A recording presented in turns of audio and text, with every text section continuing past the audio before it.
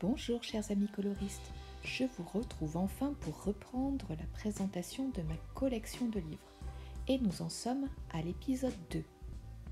Dans cet épisode, et comme promis à Bulle d'Arc-en-Ciel, je vais commencer par vous présenter les livres que j'ai sur la thématique Art Nouveau. Bon, je n'en ai pas beaucoup, mais j'en ai quelques-uns. Ensuite, je vous présenterai mes livres Disney, là encore j'en ai très peu. Et enfin, je vous présenterai mes très grands formats. Mais avant de commencer, je vais répondre à Céline de la chaîne Couette62 qui m'avait posé quelques questions sous ma première vidéo. Tout d'abord, elle souhaitait savoir comment je faisais pour ranger tous ces livres. Donc auparavant c'était très compliqué puisque j'en avais partout, mais si vous suivez un petit peu ma chaîne, vous avez pu voir que j'ai récemment installé mon atelier dans une pièce et j'ai donc maintenant une armoire dans laquelle je peux ranger tous mes livres. Cette armoire d'ailleurs, j'ai également une question là-dessus, c'est une armoire Ikea, une Pax qui fait 40 cm de profondeur et 1 mètre de largeur.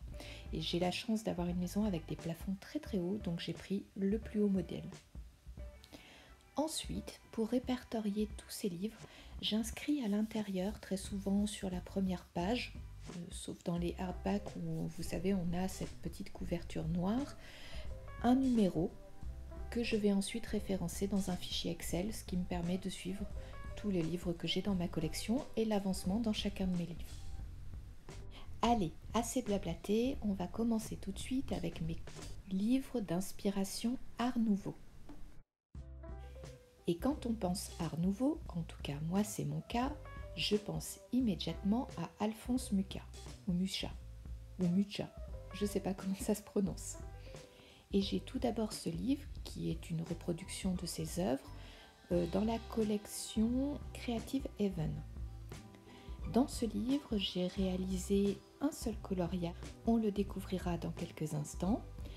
Et c'est un livre que je trouve plutôt bien fait, j'aime bien le papier, il n'est pas très épais, mais il supporte bien les matériaux que j'ai l'habitude d'utiliser, c'est-à-dire principalement les crayons de couleur à sec ou éventuellement légèrement aquarellés.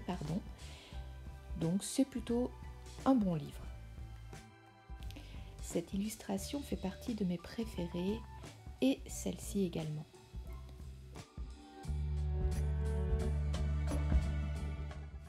Et voici donc l'illustration que j'ai réalisée qui est issue de ce livre. Je l'ai réalisée sur le papier du livre, c'est juste que j'ai découpé la page puisque les pages sont prédécoupées et que j'ai même découpé tout le tour de l'image. Je l'ai réalisée, je ne sais plus quand, il y a longtemps.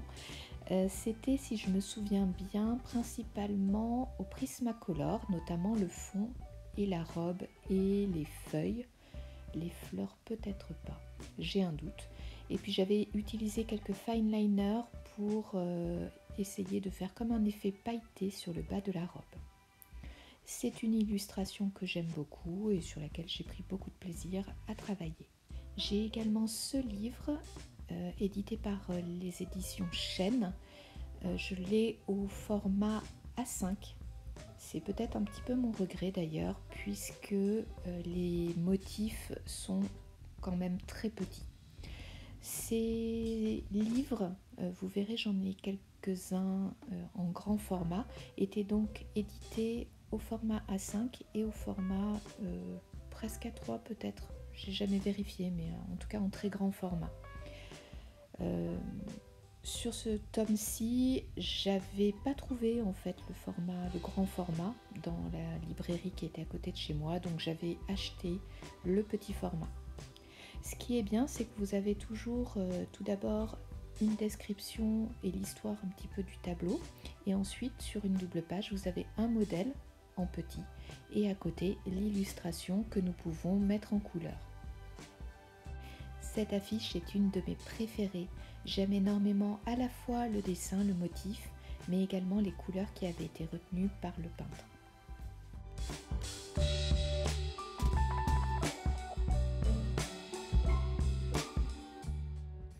J'ai ensuite ce livre qui reprend des affiches de publicité qui ont été je ne sais plus comment on dit, mise en line art par Martin Noble. Alors toutes les affiches ne sont pas au sens stricto sensu art nouveau, mais elles s'en inspirent quand même fortement. Notamment cette affiche inspirée d'un tableau de Toulouse-Lautrec.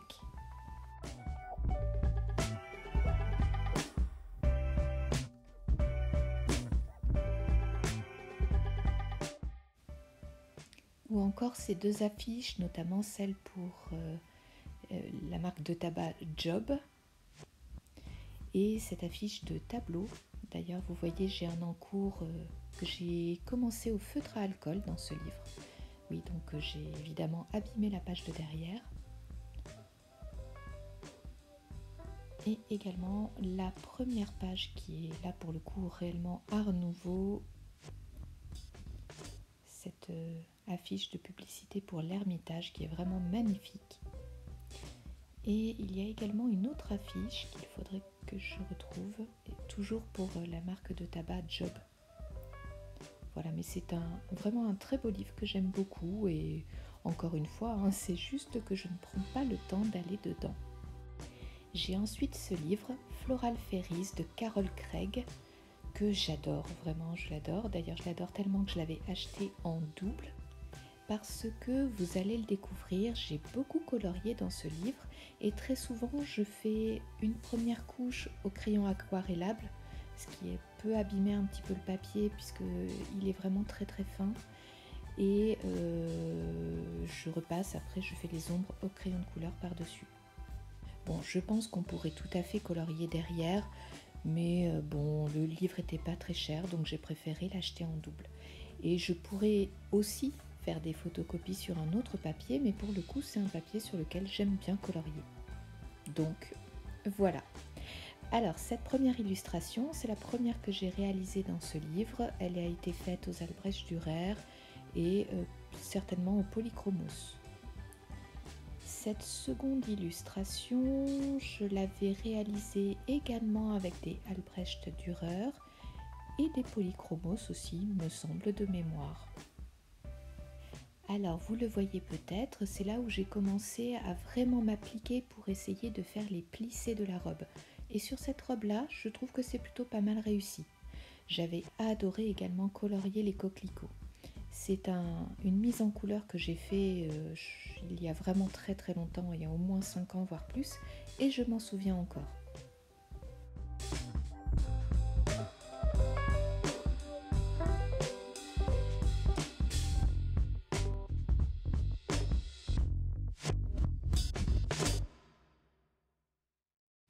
Ce coloriage-ci, je l'avais réalisé quasiment exclusivement aux Inktense que je venais de recevoir. Ça a été vraiment une révélation. Je trouve que les Inktense, pour justement travailler en première couche les effets plissés des robes, c'est du pur bonheur. C'est vraiment un élément qui aide beaucoup à placer les ombres. Et ensuite, vous n'avez plus qu'à venir travailler au crayon de couleur avec du blanc pour bien mettre la lumière au bon endroit et puis blender les couleurs que vous allez venir rajouter. Vous allez voir en fin de livre, j'ai un encours où j'ai justement une robe que je suis en train de faire. J'ai également réalisé celui-ci, principalement au Pablo, je crois. Oui, c'était ça, au Pablo, sur lequel j'avais un peu raté la peau. Elle est un petit peu orangée. Et j'avais fait le fond entièrement au crayon de couleur. Ça m'avait pris pas mal de temps, mais c'est vrai que de manière générale, j'aime bien les fonds au crayon de couleur. J'aime bien le rendu que ça a.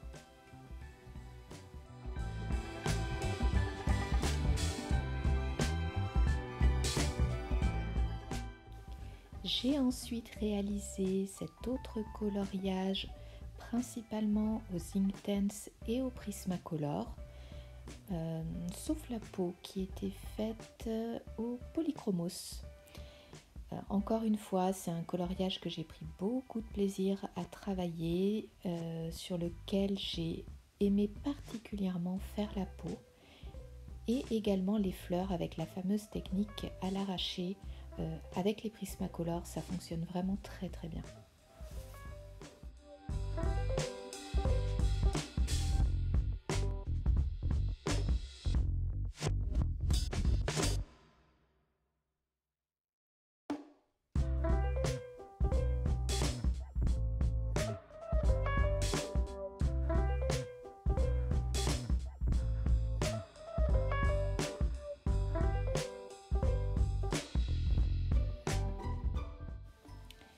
Alors cette double page, je l'ai déjà réalisée.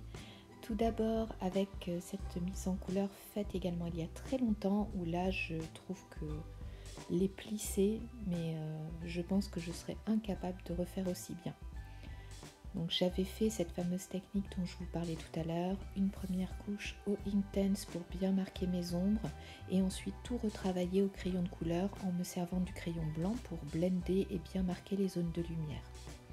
Ça m'a pris énormément de temps, je pense que j'y ai passé au moins 3 heures juste à faire la robe. Et ce qui est très difficile quand on regarde le modèle, c'est justement de bien déterminer qu'est-ce qui est de l'ombre et qu'est-ce qui est de la lumière pour avoir un rendu réaliste. Pour le reste de l'illustration, rien à dire, c'était du classique. J'ai ensuite réalisé cette autre mise en couleur que j'avais commencé il y a très très longtemps et que j'ai fini le mois dernier. Pas grand chose à dire, hein, elle est sans plus. Je me suis bien amusée et je me suis surtout pas pris la tête, notamment sur les plissés dont j'arrête pas de vous parler.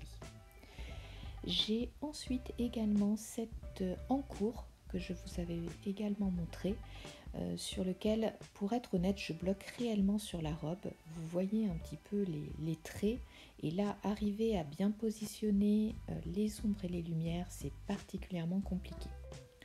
Et j'ai enfin ce dernier encours, encore une fois commencé il y a très longtemps, où pour le moment je n'ai fait que cette fameuse première couche avec un Intense. Il me reste maintenant à venir travailler cette robe et puis bien entendu faire la totalité du coloriage. J'ai ensuite ce livre Art Nouveau de Barbara Perizzoli, je crois, dans lequel je n'ai malheureusement pas encore colorié. Je le trouve plutôt beau, même si certains visages sont un petit peu carrés, mais ça ne me dérange pas plus que ça. Je le trouve quand même vraiment joli avec une belle mise en page. Tous les coloriages dans ce livre sont en double et on est malheureusement sur une édition type Amazon, donc avec un papier de piètre qualité. Mais très franchement, dans ces livres-là, comme les coloriages sont simplement recto, on peut tout à fait faire une première couche avec du feutre à alcool ou avec du crayon aquarellable, voire même avec de l'aquarelle, vous le verrez dans un livre que je vous présenterai plus tard, et puis ensuite venir ombrer avec des crayons. J'étais ensuite tombée sur ce livre-là qui est un format très très grand, A3 voire plus grand, je ne saurais pas dire, et que j'avais acheté, j'étais tombée dessus dans un magasin. C'est vrai que très honnêtement là maintenant je me dis bon, pourquoi j'ai été acheter ça, ce serait aujourd'hui, je le rachèterai pas, même s'il y a certaines affiches qui sont jolies, sur laquelle je pourrais travailler peut-être un jour, mais bon voilà, c'est pas le plus beau livre de ma collection clairement.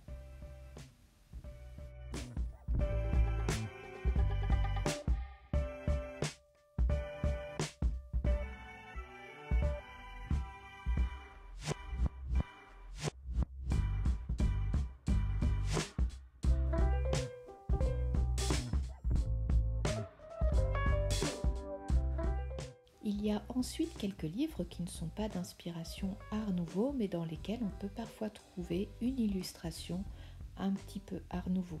Et c'est le cas dans ce premier tome de Scott Oden, là encore sur du papier Amazon, avec ces deux illustrations, la première et celle que je vous ai montrée tout à l'heure.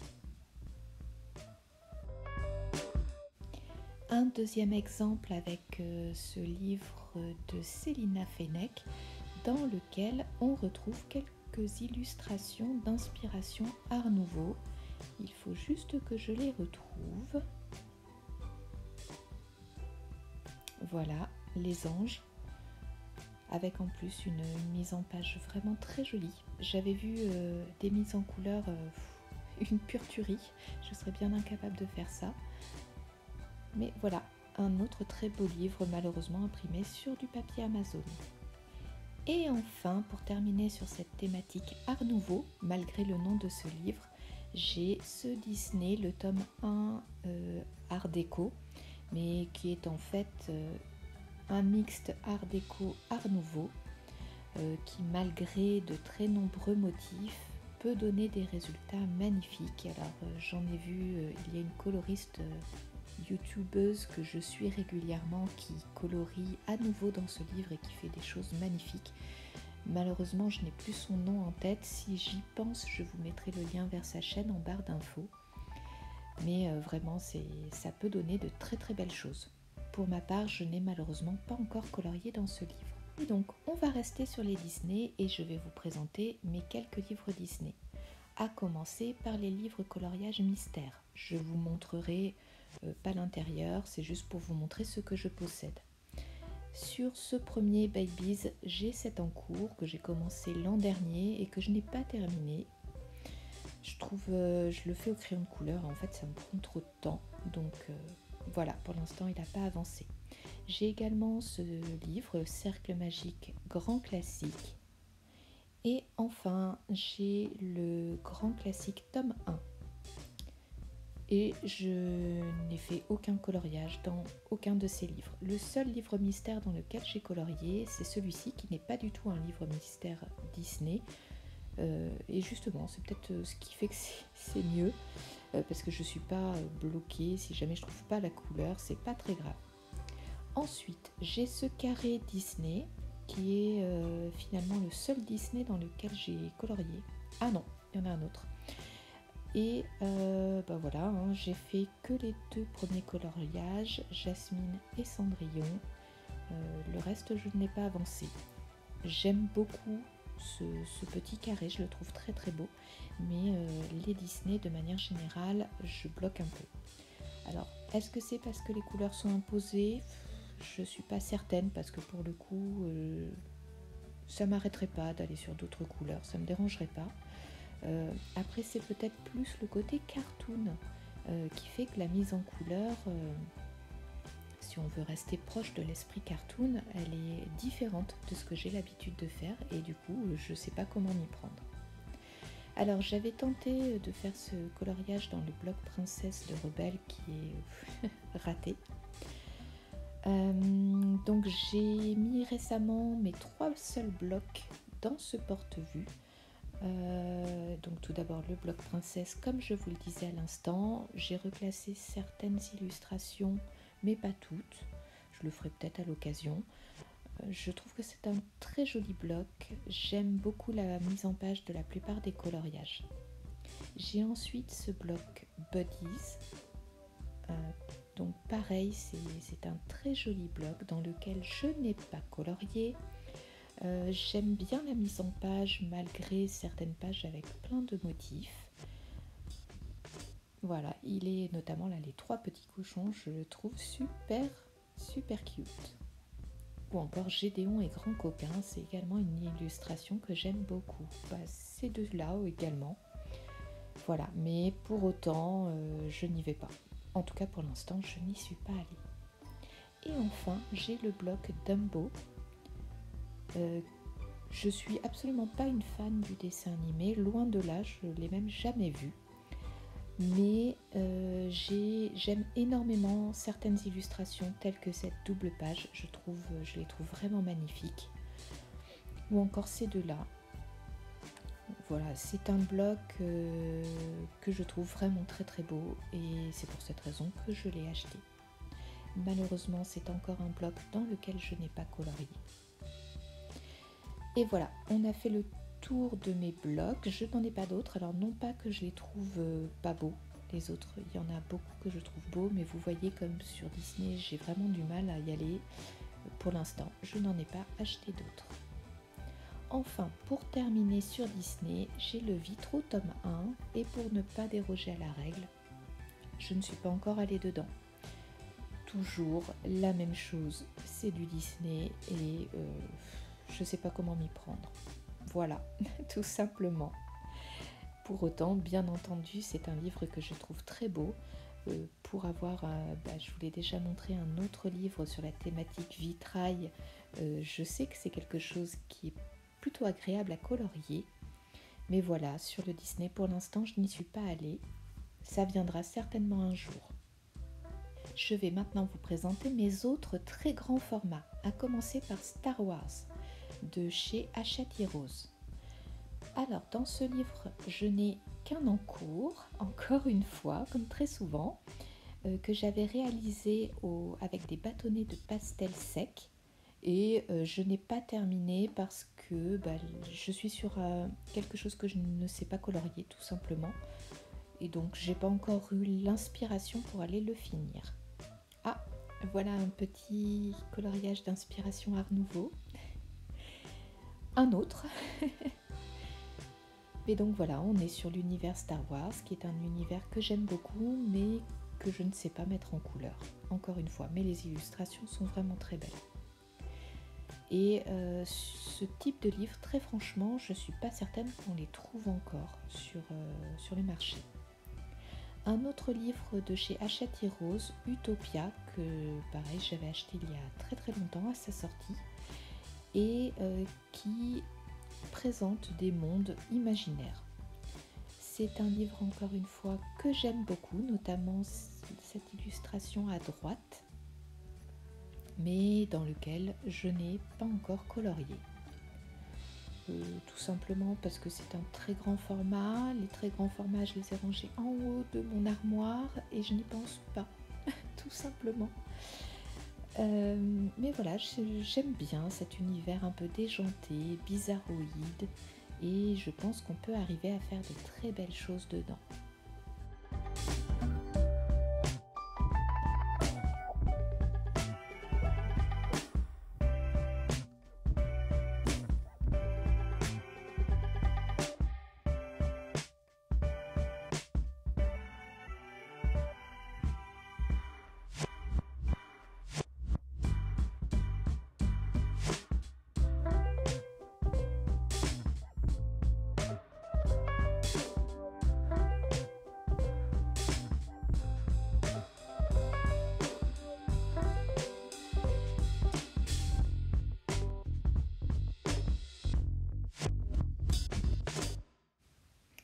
Et juste pour vous montrer cette première illustration dans ce livre, qui est en fait une représentation de Paris avec une ouverture sur un autre monde. Voilà. Non, vraiment un livre très rigolo qui change et qu'il faudrait vraiment que je prenne le temps d'aller dedans. J'ai ensuite ce livre L'Atelier des couleurs de Titouan Lamazou, qui est un peintre que j'aime beaucoup et qui a fait donc ce livre de coloriage. Il explique tout d'abord ses techniques à la fois pour faire ses croquis et ses mises en couleur, et ensuite on a un modèle et puis à côté la mise en couleur. Je vous avais dit dans mes objectifs de début d'année que je souhaiterais travailler les peaux mat, black, etc. Je pense que c'est le type de livre avec lequel je pourrais m'exercer. Mais voilà, pour l'instant, je ne l'ai toujours pas fait.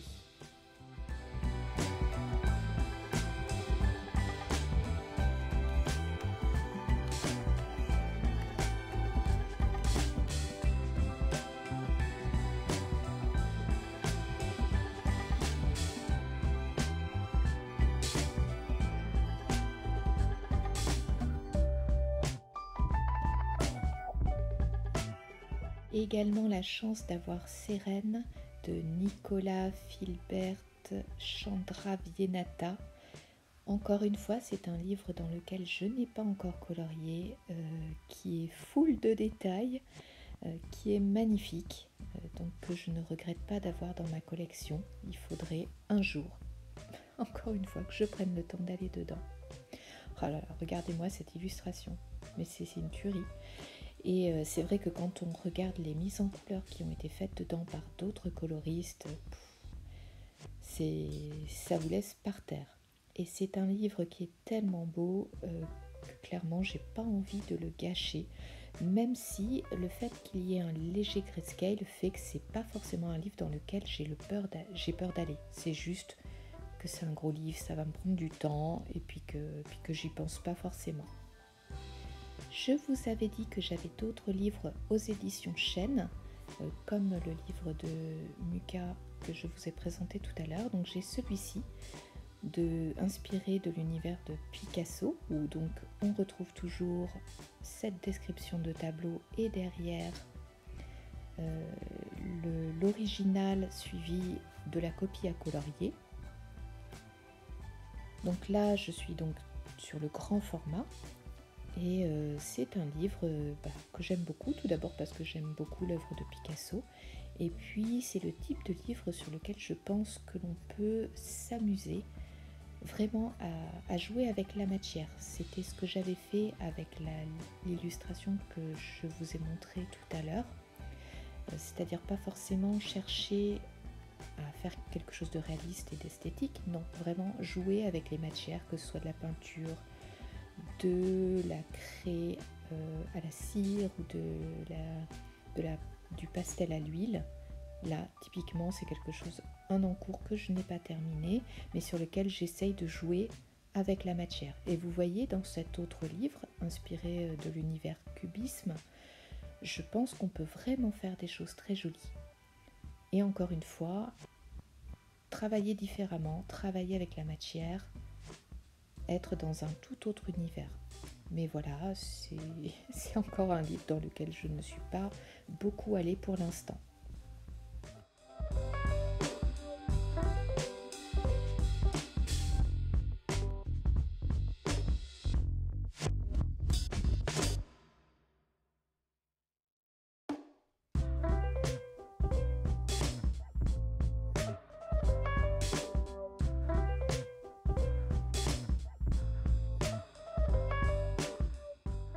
Et pour finir, je vais vous présenter deux livres qui ne sont pas à proprement parler des livres de coloriage. Tout d'abord, celui-ci qui était sorti chez Hachette il y a très longtemps, qui est un livre où on peut faire des rosaces, vous savez, avec les spirographes. Je ne sais pas si vous avez connu ça étant petit, moi j'ai connu ça étant petite, et c'est quelque chose que j'avais acheté à mon fils qu'il adorait faire, et je l'avais acheté pour qu'on en fasse tous les deux. Bon, même si on n'en a pas fait, pour l'instant en tout cas, ça peut être très rigolo et j'aime vraiment ce côté où on a une photo, du collage. C'est d'ailleurs quelque chose qu'on pourrait faire sans avoir ce livre, hein. Faire ce mélange de techniques, ça peut être vraiment drôle.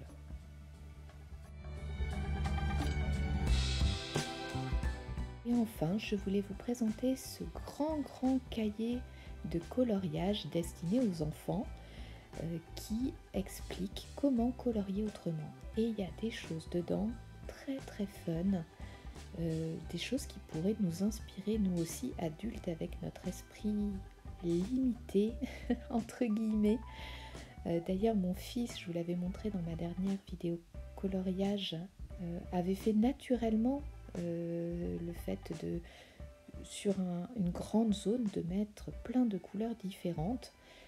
Moi, adulte, c'est des choses auxquelles je ne penserais pas. Mon esprit est bien trop limité et manque d'imagination.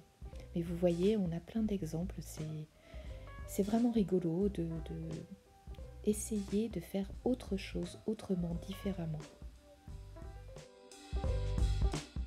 Et voilà, ce deuxième épisode est terminé. J'espère qu'il vous aura plu.